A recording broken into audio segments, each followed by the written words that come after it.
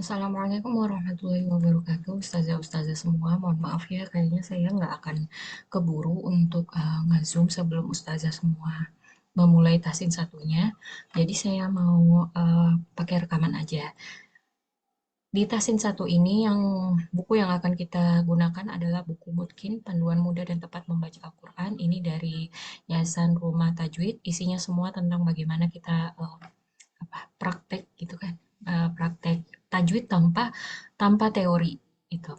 Nah, untuk pertemuan pertama ini saya lihat masih perkenalan, sosialisasi, peraturan. Kenapa? Karena biasanya peserta-peserta online itu menganggap kelas tahsin itu hanya kelas latihan gitu ya. Padahal di sini kita buka kelas dengan kurikulum lebih terstruktur gitu. Jadi kita juga punya aturan main gitu. Nah, itu yang akan kita sosialisasikan kepada peserta. Di pertemuan pertama ini kita memilih ketua kelas, kemudian ketua kelasnya kalau bisa itu sambil apa ya, merangkul teman-temannya gitu kan ya. Jadi merasa dalam satu kelasnya ini sebagai satu grup sama-sama saudara yang belajar bersama gitu. Kemudian di pertemuan tahsin satu ini, kenapa kita berjalan sangat lambat? Karena peserta kita macam-macam ustazah. Ada yang memang masih terbata-bata sekali, ada yang sudah mahir. Tapi kalau bisa yang mahir itu jangan sampai menjadikan yang terbata-bata ini kabur gitu ya ustazah ya. Kenapa? Karena memang kita peruntukkan tasin satu ini untuk yang terbata-bata supaya bisa gitu, supaya bisa kita berbagi ilmu sampai akhirnya beliau-beliau menjadi mungkin dan mahir gitu kan ya. Jadi jangan sampai kita nge-push yang mahir dan yang terbata-bata jadi merasa rendah hati. Rendah hati, rendah diri, ya gitulah ya. Kemudian saya mau menjelaskan yang di halaman pertama. Halaman pertama ini huruf berharokat. Yang kita lihat huruf berharokat fathah. Di sini yang perlu kita lihat itu em, penilaian ustazah terhadap pengucapan murid-murid gitu ya, peserta. Jadi khususnya untuk huruf-huruf yang tebal. Apakah masih membulat gitu kan. Nah, untuk di bab satu ini harokat fathah yang kita tekankan adalah kalau fathah itu bagaimana cara mengucapkan fathah. Jadi kan kita mengucapkan fathah rahangnya harus sama gitu kan ya. A batasa gitu. Kemudian tidak ada perbedaan cara kita mengucapkan fathah di huruf yang tipis dan huruf yang tebal. Jadi sa sya so tidak menjadi sa sya so gitu ya. Nah, itu yang perlu kita perhatikan nomor satu. Kemudian yang kedua, yang perlu kita perhatikan adalah penulisan di dalam Al-Quran Madinah. Jadi buku Mutkin ini semuanya berdasarkan Al-Quran Madinah. Di Al-Quran Madinah, Hamzah itu ada 4 macamnya. Ada Hamzah yang berdiri sendiri, Hamzah yang berada di atas alif, Hamzah yang berada di atas ya, dan Hamzah yang berada di atas waw. Tidak ada perbedaan, cara membacanya sama. Kemudian juga dalam Al-Quran Madinah, yaitu ada yang titiknya 2, ada yang tidak ada titiknya, itu ya, di akhir. Kemudian penekanan yang ketiga adalah harokat. Jadi di sini kita melatih satu harokat dari peserta, bukan a a, ini kan kepanjangan ya.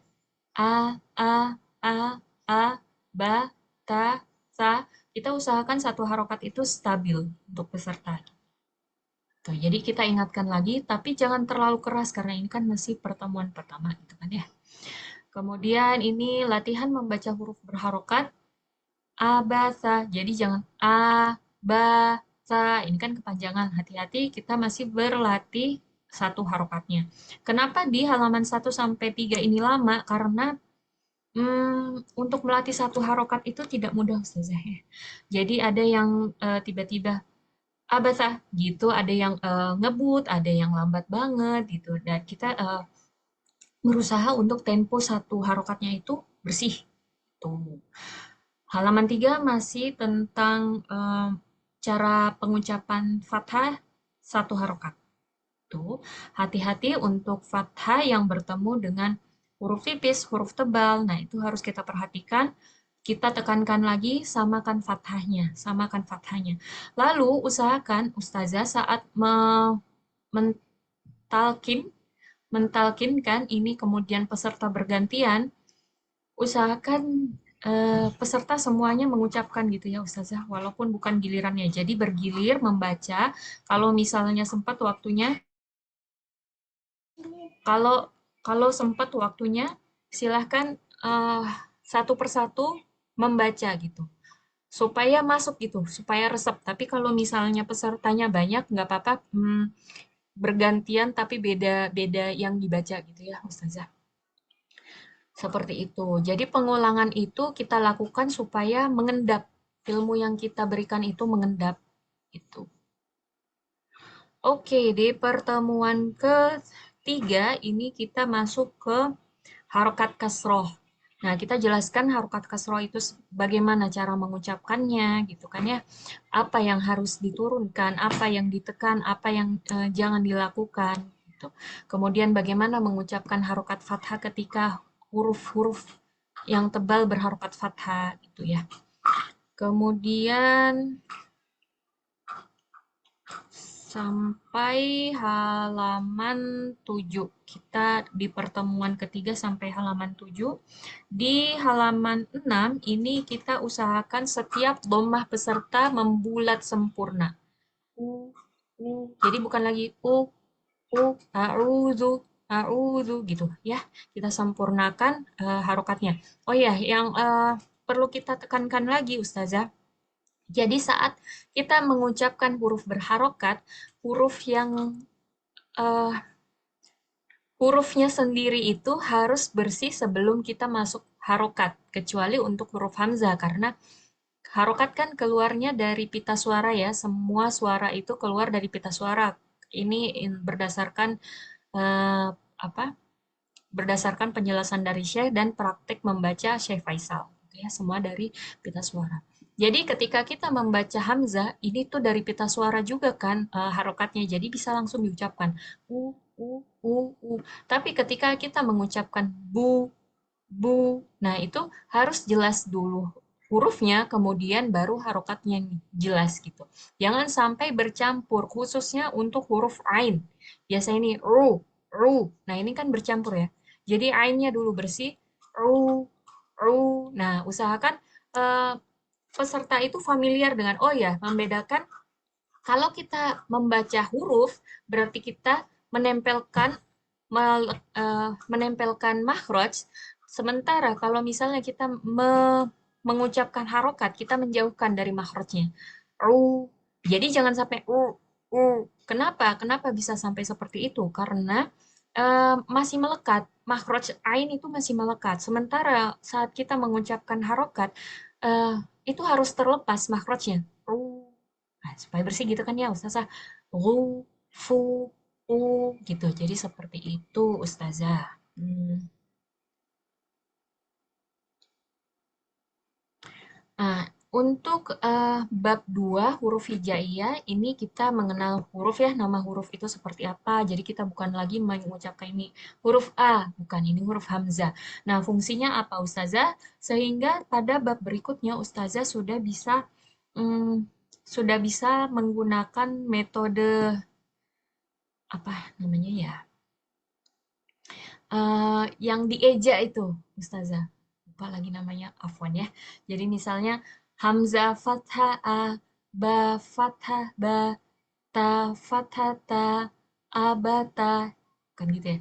Hamzah fathah a, ba fathah ba, aba, ta fathah ta, abata. Gitu ya.